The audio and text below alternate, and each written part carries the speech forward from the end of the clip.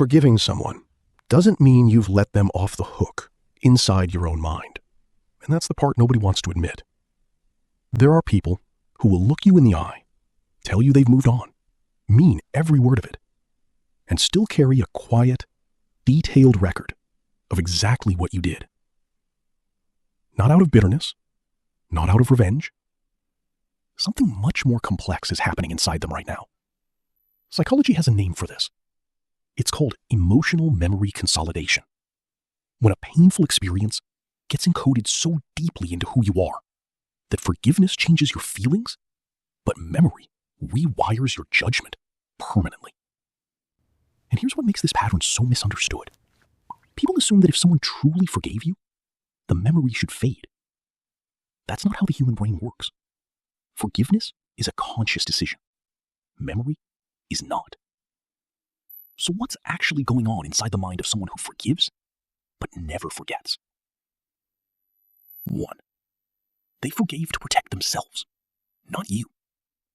Research in forgiveness psychology shows that people forgive primarily to reduce their own emotional suffering, not to restore the other person's comfort. So, when they say, "I forgive you," they're releasing the anger they were carrying. They are not erasing the data. The forgiveness is real. The file stays open. 2, their trust got restructured, not rebuilt. Most people think forgiveness means the relationship resets. But the brain doesn't reset. It recalibrates. After a significant betrayal, the mind quietly updates its prediction model for that person. Every future interaction gets filtered through what already happened. This isn't pettiness. This is the brain doing exactly what it was designed to do. Learn from pain so it doesn't repeat. 3, they watch more carefully now. Here's where it gets specific. People who forgive but never forget often become the most observant people in the room. They don't bring up the past in arguments. They don't punish you daily.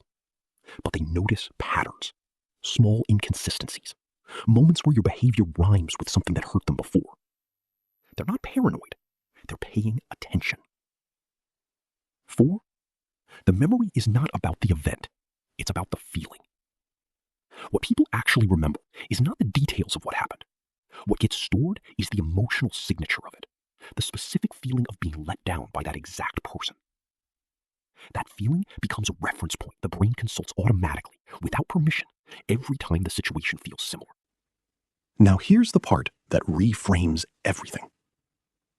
People who forgive but never forget are not holding grudges. They're holding data. There is a real and meaningful difference between those two things. A grudge wants punishment. Data wants protection. One keeps you bitter. The other keeps you safe. The people who carry this pattern are often the ones who loved the hardest, trusted the most completely, and got hurt at a depth that left a permanent impression. Their forgiveness is genuine. Their memory is a scar, and scars don't form where nothing happened. If you're someone who does this, who forgives fully and still remembers clearly, you're not broken, you're not cold, and you're not secretly unforgiving. You're someone whose nervous system learned to protect the version of you that almost didn't survive the hurt. The goal isn't to forget. The goal is to make sure the memory informs you without controlling you. Please don't forget to subscribe to this channel, because understanding how your mind actually works is the most honest form of self-respect there is.